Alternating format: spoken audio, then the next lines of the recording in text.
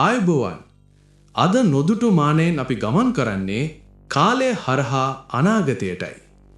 අදින් වසර 3000කට පසු එනම් ක්‍රිස්තු වර්ෂ 5000 වෙන විට ඔබ අද දකින මේ පෘථුවිය මොන වගේ වේවිද?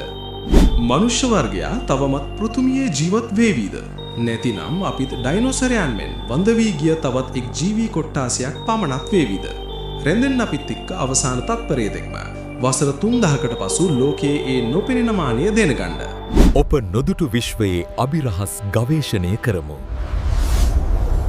නොදුටු මානය.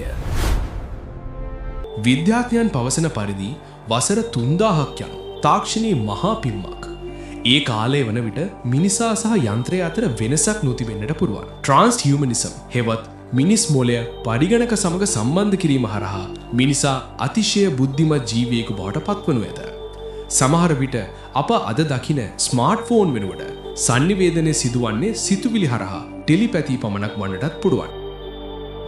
නමුත් පෘථිවියේ ස්වභාවය අදට වඩා බොහෝ සෙයින් වෙනස් වනු ඇත.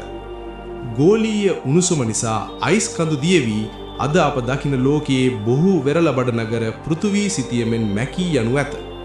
මුහුදු මට්ටම අඩි ගණනාවකින් ඉහළ යන අතර මිනිසාට සාගරයේ යට නගර නිර්මාණය කර ගැනීමට සිදුවනු ඇත.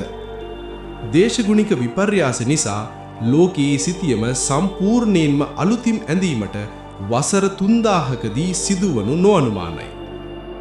වසර 3000ක් යනු මිනිසා පෘථුවියට පමණක් සීමා වූ යුගයක් නොවේ. අඟහරු සහ සඳ මත මිනිස් ජනාවාස ඉදිවි පෘථුවිය යනු විශ්වයේ ඇති තවත් එක් සංචාරක මධ්‍යස්ථානයක් පමණක් වනු ඇත. භෞතික ශරීර වෙනුවට ඩිජිටල් අවතාර ලෙස මිනිසා විශ්වයේ ඈත ප්‍රදේශ ගවේෂණය කරනු ඇත. සමහර විට අප වෙනත් පිටසක්වල ජීවීන් සමග සමනතා පවත්වන යුගයක් ඒ වන විට උදා වී තිබෙන්නට පුරුවන්. කෙසේ වෙතත් බුදුදහම සහ අනෙකුත් ආගමික අනාවැකි පවසන්නේ මිනිස් ගුණධර්ම පිරිහීමත් සමග ලෝකය විනාශයට ගමන් කරන බවයි. තාක්ෂණය දියුණු වුවත් මිනිසා තුළ ඇති ආත්මාර්ථකාමීත්වය නිසා මහා පරමාණුක යුද්ධයකින් ලෝකය අලු දූවිලි බවට පත්වීමේ අවදානමක්ද පවතී. වසර 3000කට පසු ඉතිරි වන්නේ අති නවීන ලෝකයක්ද නැතිනම් මිනිසා විසින්ම විනාශ කරගත් සොහොන් බිමක්ද? අනාගතය යනු අප අදගන්නා තීරණවල ප්‍රතිඵලයයි. වසර 3000කින් පසු ලෝකය ගැන ඔබ දකින හීනය මොකක්ද? අපේ දරුවන්ගේ දරුවන්ට ඉතිරි වන්නේ මොන වගේ ලෝකයක්ද? ඔබේ අදහස පහලින් කමෙන්ට් කරන්න. මේ වගේ අනාගත තොරතුරු දැනගන්න අපිව සබ්ස්ක්‍රයිබ් කරන්න.